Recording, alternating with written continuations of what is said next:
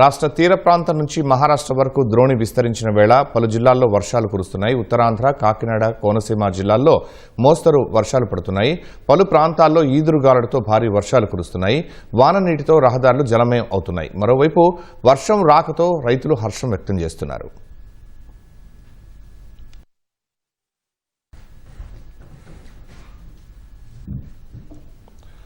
ఉపరితల ద్రోణి ప్రభావంతో ఉమ్మడి తూర్పుగోదావరి జిల్లాలో అనేక చోట్ల తెల్లవారుజాము నుంచి భారీ వర్షం కురుస్తోంది.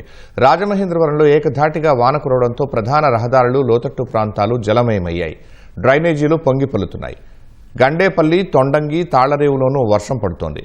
వరుణుడు కరుణించడంతో పంటల సాగుకు రైతులు సమాయత్తమవుతున్నారు.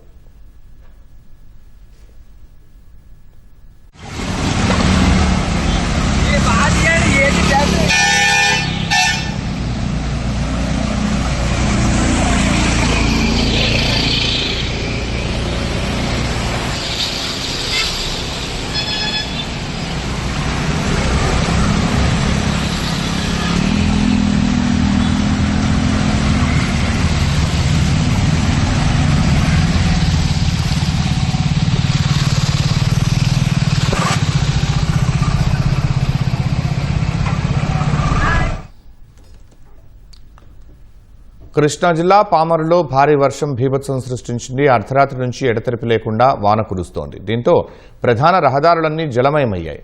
రోడ్లపై నీరు చేరడంతో రాకపోకలకు అంతరాయం ఏర్పడింది. తహసీల్దార్ కార్యాలయం గదుల్లోకి వాన నీరు చేరింది.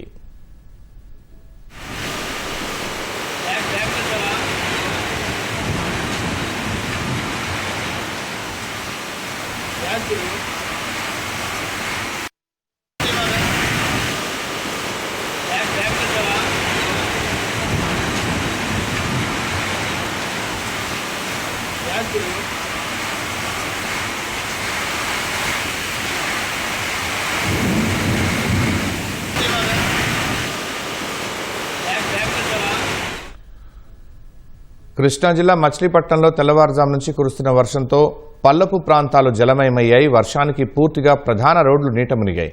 మోకాలు లోతు వర్షపు నీటిలోనే ప్రజలు ప్రయాణాలు సాగించాల్సిన పరిస్థితి తలెత్తింది. ఆర్టీసీ బస్టాండ్ జలదిగ్బంధమైంది. కోనేరు సెంటర్ చెరువును తలపిస్తోంది. వర్షపు నీరు తొలగించే ప్రయత్నాల్లో మున్సిపల్ సిబ్బంది నిమగ్నమయ్యారు.